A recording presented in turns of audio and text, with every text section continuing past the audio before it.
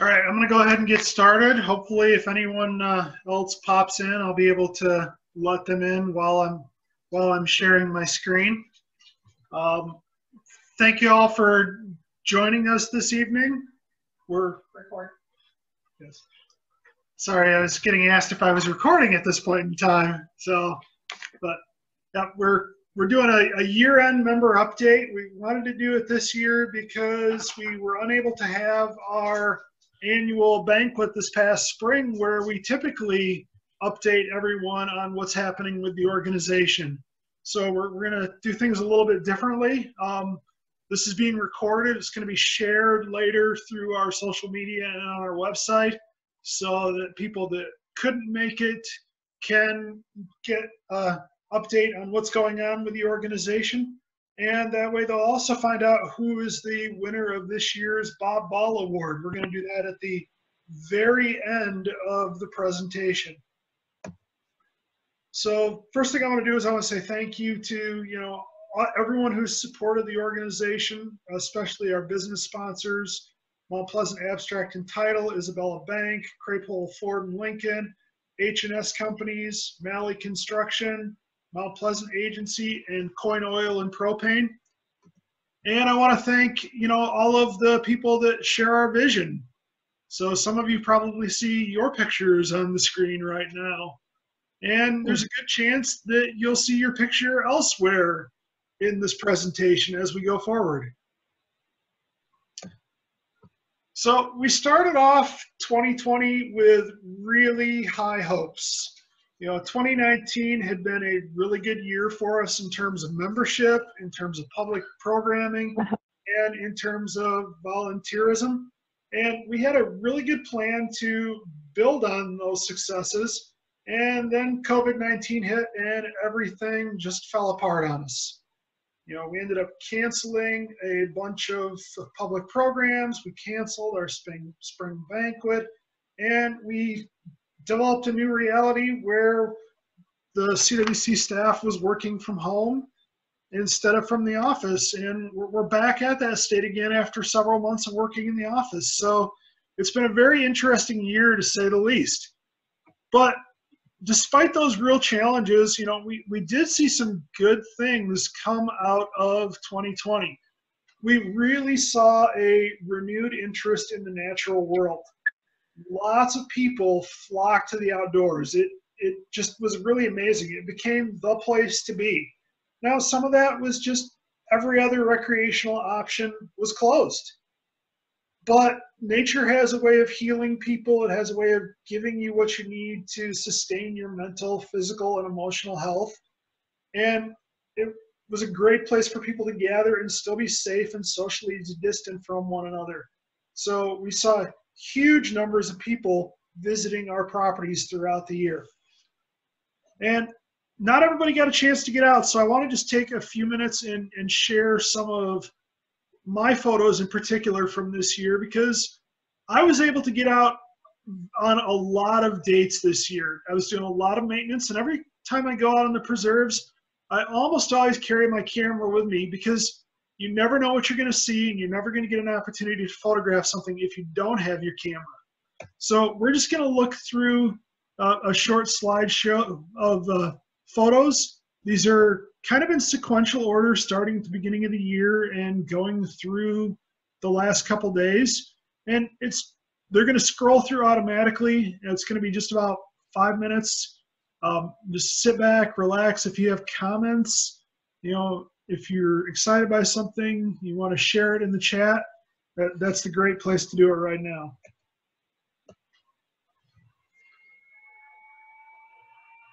And I'll comment on a few of these. You probably saw that bobcat in videos out at our Halls Lake Natural Area.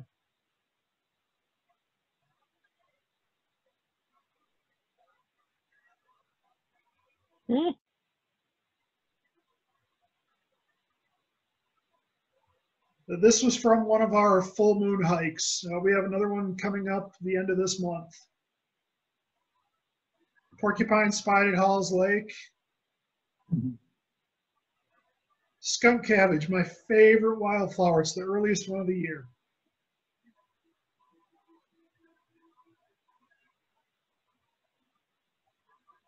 Threw a few pictures up there for the birders.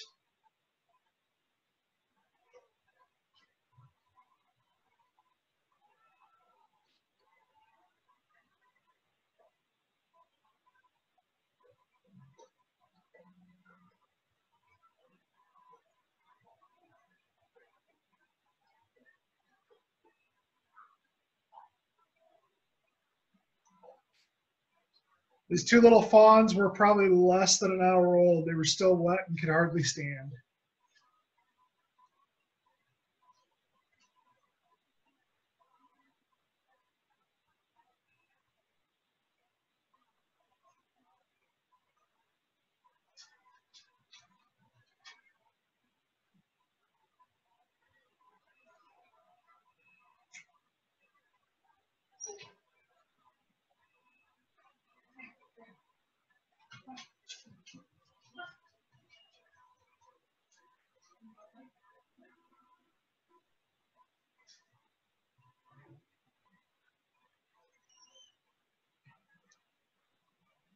I was amazed by the variety of wildflowers I found at Sylvan Solace this year.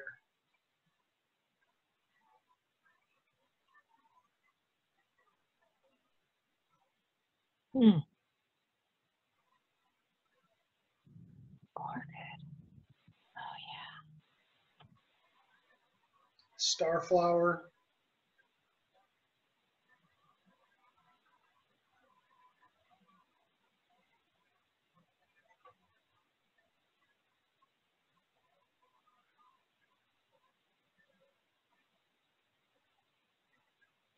yeah. Oh, that's cute.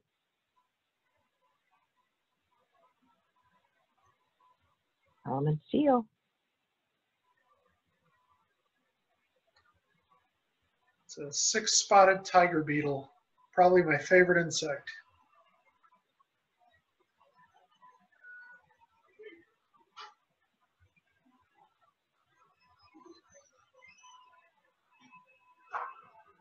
I found two morels all year, and they were both well past their prime.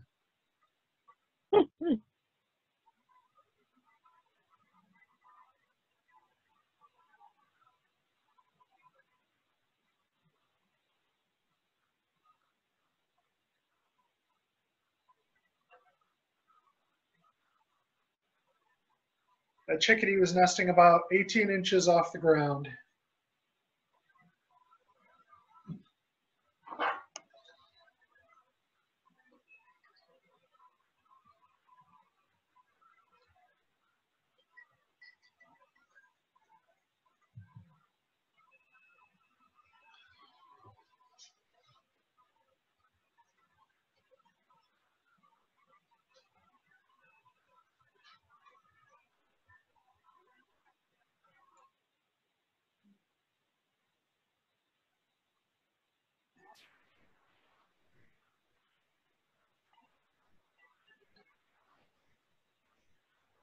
I think that walking stick thought he hit the jackpot with a mate there.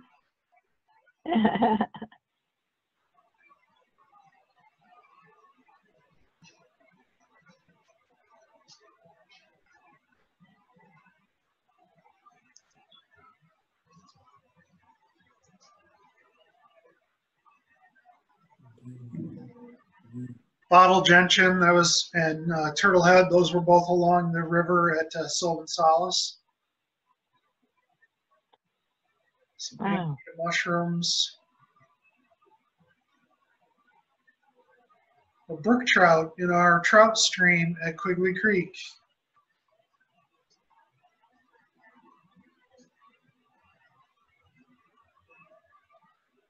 Peterson Natural Area. This is Williams Blackburn Preserve, very undervisited.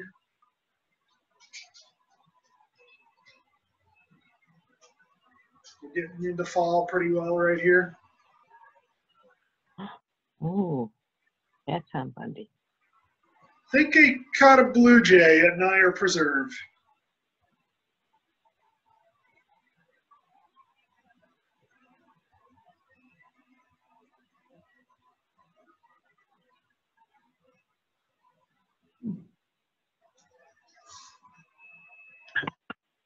And that was, 11 months of some of the natural highlights. There was a lot of scenery that I didn't put in those photos because you're seeing in a lot of the backgrounds of these other slides. It was just an amazing year to be outdoors, and a lot of people were taking advantage of that.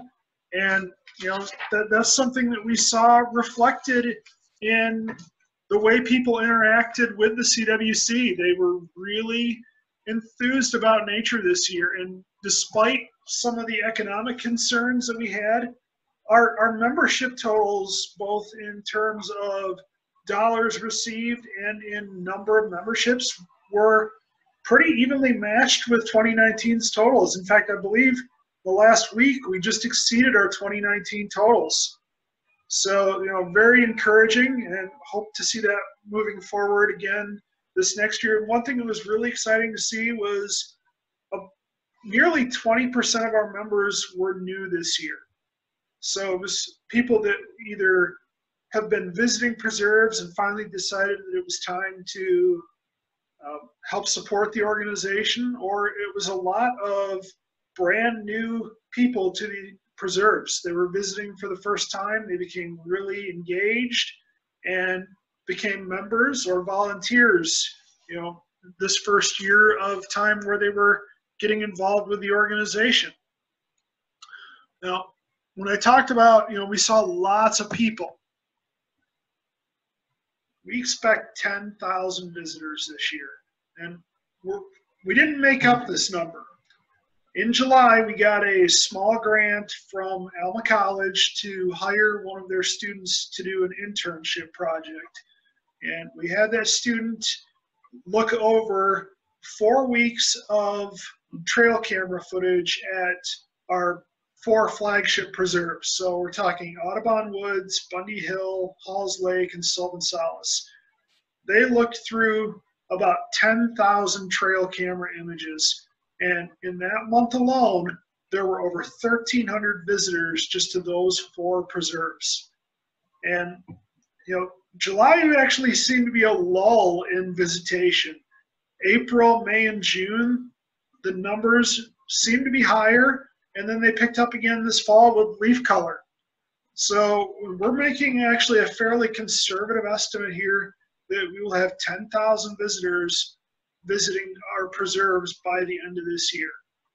And I think that visitation is going to continue into next year. We're getting a lot of repeat visitors, people that may have lived in the community their entire life and they're just now discovering things, but they're visiting them on a regular basis. Hearing this past weekend, the Sylvan Solace and Bundy Hill were full both days. 4 or 5 cars, on a weekday evening in those properties. So the visitation just seems to be continuing. And it wasn't just going out on their own. So when we were able to again, we started having group outings. We canceled everything from March until the middle of June. But once we began to have regularly scheduled group outings again, we actually found out that, we can still do this safely. The outdoors, it was really easily to socially distance, and people wanted to come. So even though we were placing limits on the number of people that could come to events, and we were requiring registration, we were capping some of our events at 25 people, and we had people requesting to be put on waiting lists. So there was this great interest in coming out to our properties and looking for something to do. So it was really exciting to see. We also had, just a really big upsurge in volunteer hours this year. We canceled all of our volunteer events March through June. So there were 3 months of our field season that basically just disappeared this year. And we didn't know how things were going to go. But the end of June, we held our first volunteer event of the year. And we continued doing that all the way through the beginning of November. And we ended up having more than 200 volunteer stewardship hours. So we were doing projects like trail construction, We were putting in boardwalks at Nyer Preserve and at Hiawatha Hills. We cleaned up a dock from the river at Nyer Preserve, and we spent a lot of time, doing things like autumn olive removal. So in terms of trail building, the picture on the upper left, that was a new section of trail at Sylvan Solace. It diverts traffic from an old section that floods seasonally. Part of our trail is actually on the designated county drain, the Bunker Drain.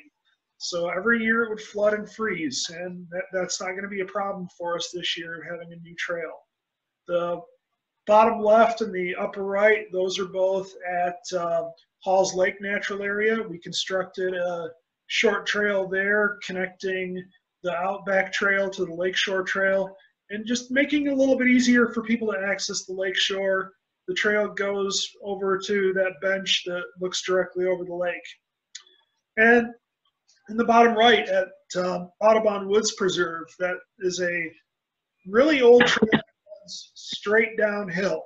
And we were starting to have some erosion problems, so we put in a number of erosion control features. And we did that over the course of a couple weekends. So we spent probably 5 weekends this year just doing trail construction, and had great volunteers doing it. So it was something that I wouldn't have been able to do on my own. Alexis and I wouldn't have been able to handle it together. We couldn't do it without the volunteers. The big thing, though, that we relied on volunteers for, I apologize, my dog has decided that there's something imperative outdoors. The big thing that we relied on volunteers for, though, was invasive species removal. And we focused on 2 places. We focused on Bundy Hill and at Sylvan Solace. Those were 2 of the areas that had the oldest growth and the most growth.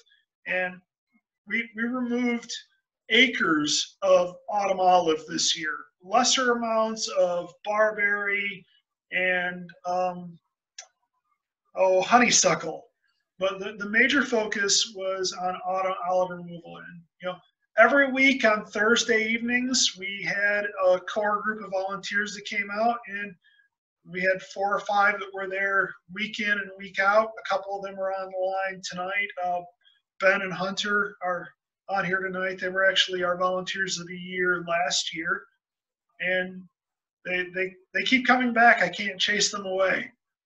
So that's a real positive thing, and I hope to use them as volunteers for at least until they graduate. But just to give you an idea of how much work we actually did on autumn olive.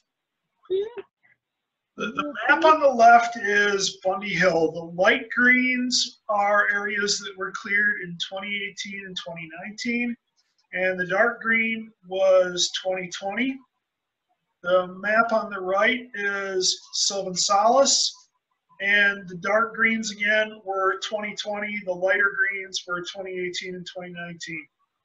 Bundy Hill is 100 acres. You can see we've really taken out a big chunk of the autumn olive there. A lot of that stuff that's cleared is open areas of the preserve where it was really heavy growth. And Sylvan Solace is 78 acres. And I actually added up what we cleared at Sylvan, and we cleared just over 11 acres of autumn olive this year. It's not 100%, but it's probably 95+% clear in those areas that we hit this year. So that's going to make control a lot easier in upcoming years.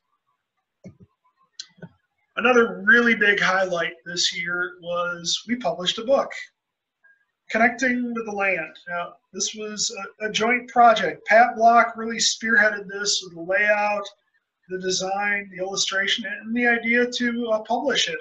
We did have 9 photography contributors and 4 writing contributors, so it was a really joint effort to get this done. It's still available if you're interested in getting one. I think probably everyone that's with us tonight already has a copy, but if you need some for gifts, we can get them out to you. That's what it looks like on the cover.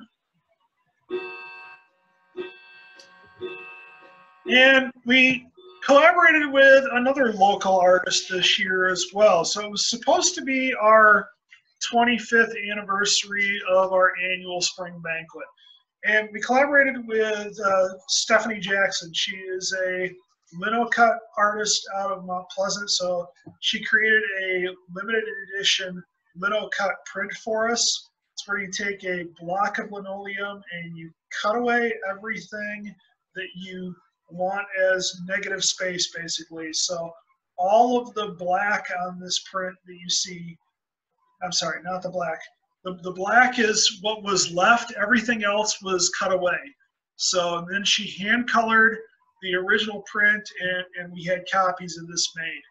We only produced 50 copies because it was for our 25th anniversary banquet. There are 25 animals hidden on the print, and you're only seeing a portion of the print. It's 11 by 17, 17 inches high, and 11 inches wide. So you're seeing a little over half of the print right here. So there are still copies of that available. I know Alexis is sharing the link for that. So those were some of the major highlights for 2020. Now I want to talk for a few minutes about what's going to be coming up this next year. And we've developed a slate of new programs. We're still going to do all of our regular outdoor programming, hikes, educational events, things like that. But we wanted to do some things that people could go out and participate in on their own while still being engaged with the CWC. And one thing that we really thought would be easy for people to do was a big tree challenge. So go out and find the biggest tree on any CWC preserves. This tree is not on a preserve. This is actually on one of our easements, so it wouldn't count in the contest, but that's an eastern white pine, and it's about 37 inches in diameter. So to participate in this project, all you have to do is go out, find a big tree, take your photo with it, or just take a photo of the tree, measure the circumference of the tree at about 4.5 feet off the ground, and collect GPS coordinates. Submit that to the CWC, and we will keep track. We'll decide who is the overall winner of this contest in one of two categories, both in conifer trees, subpines, spruce, cedars, and in deciduous trees like oaks and maples. We don't know where the biggest tree is. So my guess is it's probably not really close to a trail. It's probably in a preserve that is not visited by a lot of people, but we could be surprised. And in December of this next year, we'll go through all the entries and we will pick the winning tree. Whoever submitted the largest tree in either category, we're going to give them a prize. So it's a piece of citizen science that anyone can go out and do. And winter is going to be the best time to do this because you'll be able to see a long ways through the woods. So if you have snowshoes, put your snowshoes on once we get some snow on the ground and tramp off trail and try to find the largest tree for us. Information about this will be going up on our website within the next 2 weeks. This page is ready to go. It just hasn't been launched yet because this is a 2021 challenge. Another thing that we think that families might be interested in participating in is we created this passport to adventure. So we found 50 different things to do centered around CWC preserves. The first couple pages are just a list of 20 of our properties. You can go out there, visit them, mark them down in your passport. It gives people ideas to do things that are not necessarily on their radar. And then there's several pages of different adventures like joining a sunrise hike or finding dragonfly larvae, maybe pedaling the White Pine Trail or pedaling along, excuse me. Sorry, I had to let somebody else in. Or pedaling along the Fred Meyer Heartland Trail from the Stearns Preserve. And At the end of the year, again, we're going to ask people to submit their passports to us, and we'll take everyone that submits it, put it in a drawing, and randomly choose somebody to win a prize. This is just, something to keep people interested and engaged. It's an idea for those that don't necessarily know what they want to do and are looking for someone to help point them in the right direction.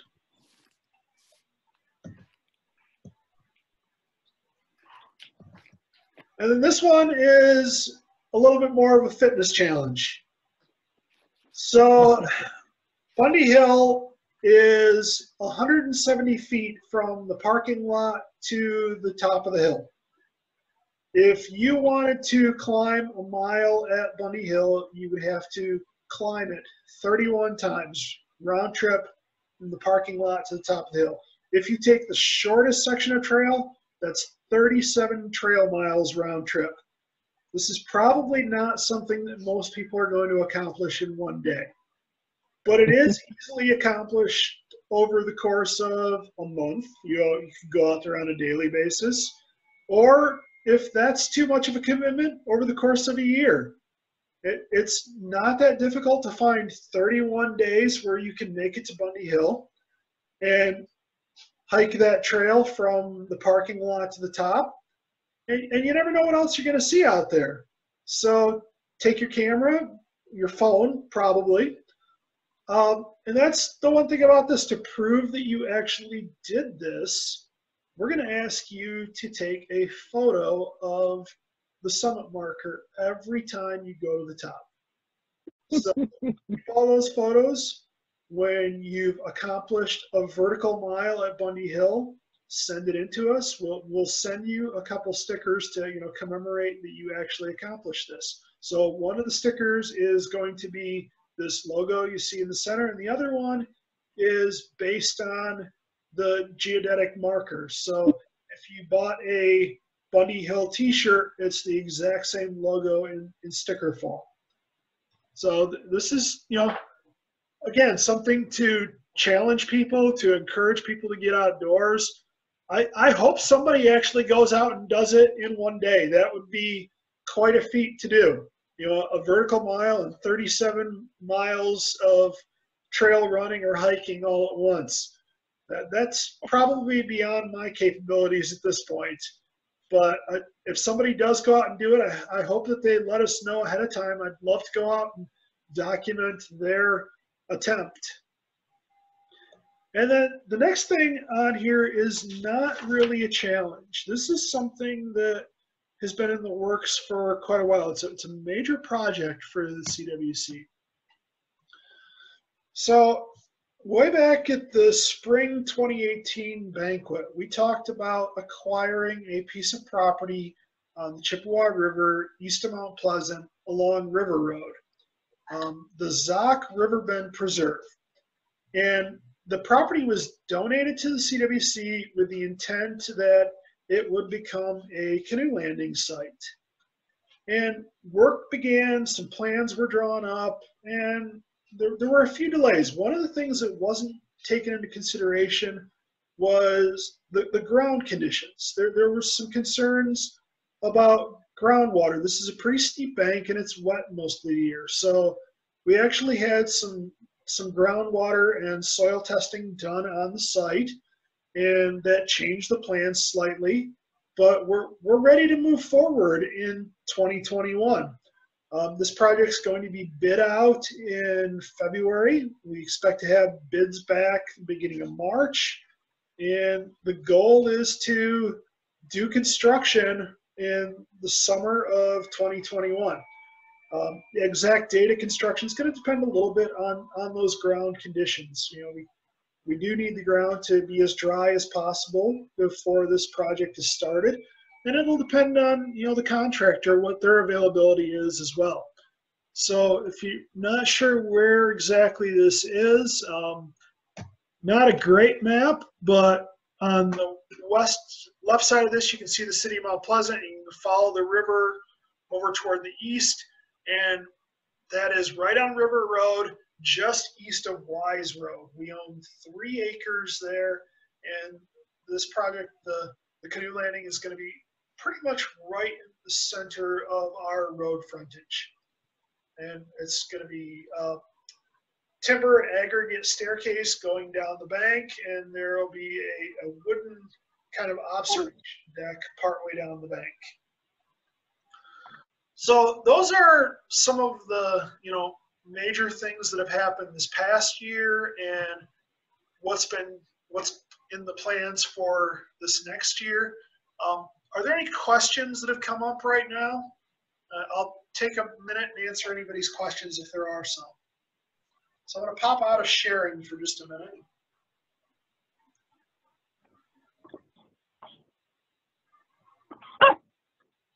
Hey, that's enough. That's enough. So it doesn't look like anyone's got any questions right now. So we're going to get to the final thing this evening. And get up here again. Oh, I lost my place. I got to go back on my presentation and find my next slide.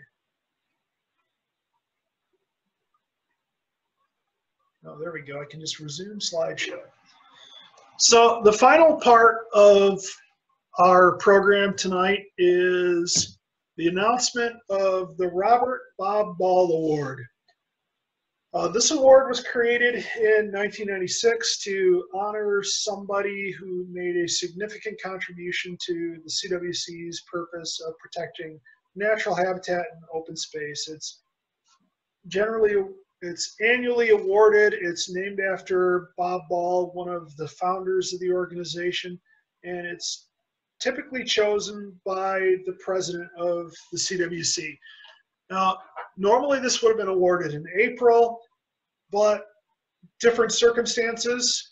We did decide it was really important, though, to make sure that we continued the tradition of giving the Bob Ball Award. We don't want a gap in our presentation. This is the 25th year that this award has been presented. Now, tonight's awardee is a very deserving individual, been involved with the CWC for a long time, has volunteered for a long time with the organization. Has been really instrumental in a lot of the graphic design for the organization. This person is a member of our lands committee and was instrumental in the publication of our book, Connecting with the Land. If you haven't guessed who it is already, congratulations, Pat Block. Pat is our 2020 Bob Ball awardee. Now, Hooray. normally this would have been a surprise to Pat, but we wanted to make sure that she was on the call, so we did contact her last night, and I did go out earlier today and give Pat the actual award. So Pat, I'm going to turn it over to you if there's anything that you would like to say.